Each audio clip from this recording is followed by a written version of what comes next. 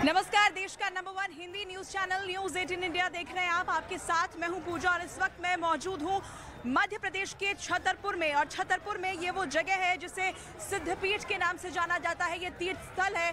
दरअसल हम मौजूद हैं बागेश्वर धाम में। जी हाँ, आजकल बागेश्वर धाम का जिक्र खूब किया जा रहा है और इसकी वजह है यहाँ के जो पीठाधीश्वर है पंडित धीरेन्द्र कृष्ण शास्त्री। दरअसल वो लगातार चर्चा में है अपने बयानों की वजह से, और आज भी यहाँ पर कुछ खास कार्यक्रम का आयोजन वो तमाम विवादों के बीच कर रहे हैं। फिलहाल जो तस्वीरें हैं वो हम आपको बागेश्वर धाम की दिखा रहे हैं। यहाँ पर आपको बता दें कि बालाजी के स्वरूप की पूजा होती है, यानी कि हनुमान जी के स्वरूप की पूजा होती है। और यहाँ देखिए भक्तों की लंबी कतार आप देख रहे हैं। रोज इसी दिन अलग अलग जगहों से भक्त यहाँ पहुँचते हैं और वो दर्शन पूजन करने के लिए यहाँ पर आते हैं, अपनी अर्जी लगाते हैं और इसी अर्जी को लेकर भी विवाद चल रहा है। दरअसल हम आपको बता दें कि आज का दिन क्यों महत्वपूर्ण है, क्योंकि आज पंडित धीरेन्द्र कृष्ण शास्त्री जो कि यहाँ के पीठाधीश्वर हैं, वो दरअसल एक महायज्ञ का आयोजन कर रहे हैं। कलश यात्रा यहाँ निकाली जाएगी और कलश यात्रा इसलिए क्योंकि देश को, भारत को हिंदू राष्ट्र बनाना है। जी हाँ, विवाद इसको लेकर भी है कि आखिर देश जब संविधान से चलता है तो हिंदू राष्ट्र बनाने की क्या जरूरत है। लेकिन कलश यात्रा की शुरुआत होगी, उससे पहले मीडिया को भी संबोधित करेंगे और वहां वो क्या कुछ कहते हैं इस पर भी नजर रहेगी। लेकिन तमाम साधु संत जो हैं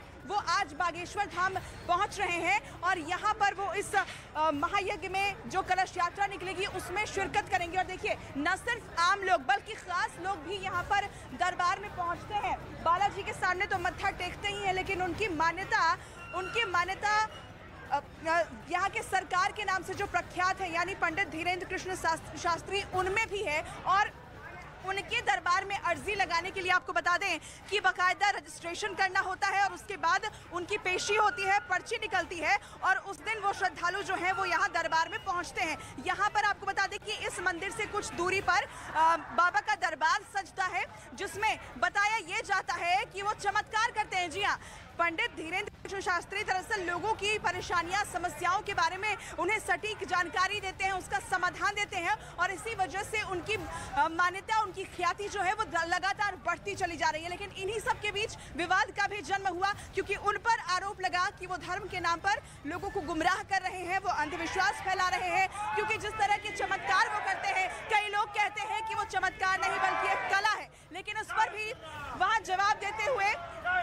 जवाब देते हुए पंडित धीरेन्द्र कृष्ण शास्त्री कहते हैं कि उन्हें ये सिद्धि मिली है, तब से मिली है और उन पर बालाजी की कृपा है, तभी वो लोगों की समस्याओं का समाधान कर पाते हैं। आप इस उत्साह को देखकर समझ सकते हैं कि लोगों के लिए कितनी ज्यादा मान्यता है। यहाँ पर हम कुछ लोगों से बातचीत करने की कोशिश करते हैं। माता जी, कहाँ से आई हैं आप?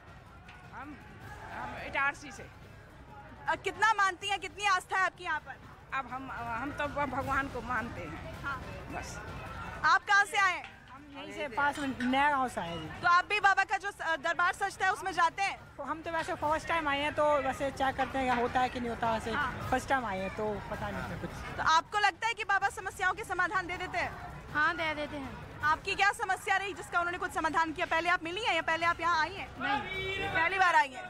तो देखिए लोगों की आस्था ही है जो उन्हें यहाँ तक खींच कर लाती है। और दुनिया में जब कहीं उन्हें कोई समस्या का समाधान नहीं मिलता, लेकिन वो समाधान अगर उन्हें इस दरबार में आकर मिलता है तो यही वजह होती है कि उनकी आस्था, उनका विश्वास लोगों का बढ़ता चला जाता है। और इसे अगर चमत्कार का नाम दिया जाए तो ये लोग उसे चमत्कार मानने को तैयार होते हैं, क्योंकि इसमें उनकी श्रद्धा है। लेकिन कई लोग इस पर सवाल भी उठाते हैं, कहते हैं कि ये दरअसल एक ट्रिक है जिसकी मदद से, ये कला है जिसकी मदद से बाबा लोगों के मन की बात को जान लेते हैं। और मैं एक और चीज़ यहाँ पर आपको दिखाना चाहती हूँ, तस्वीरों के जरिए आप कैमरे में देखिए।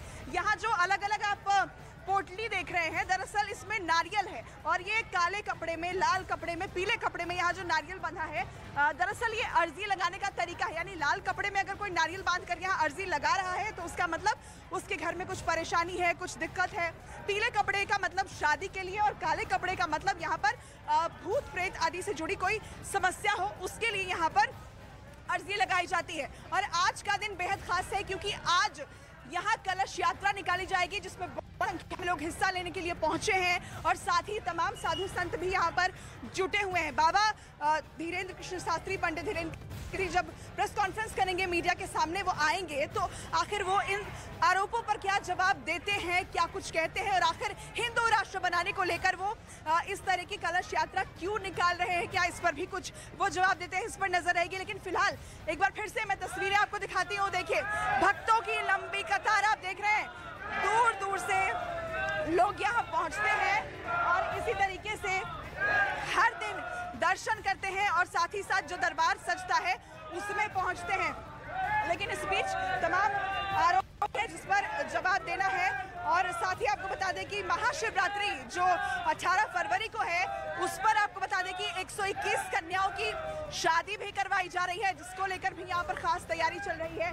और ये जो महायज्ञ होगा उसमें उसे लेकर भी पूजन किया जाएगा, जिसकी तैयारी यहाँ से कुछ दूर अलग एक दरबार है वहाँ पर की जा रही है। तो दो खास बातें हैं। पहला ये कि हिंदू राष्ट्र बनाने को लेकर जो कलश यात्रा है, महायज्ञ है, वो निकलेगा और साथ ही साथ 121 कन्याओं की शादी का जिम्मा यहाँ के पीठाधीश्वर यानी पंडित धीरेन्द्र कृष्ण शास्त्री ने लिया है, जिसकी तैयारियां यहाँ पर फिलहाल धूमधाम से चलती हुई नजर आ रही है।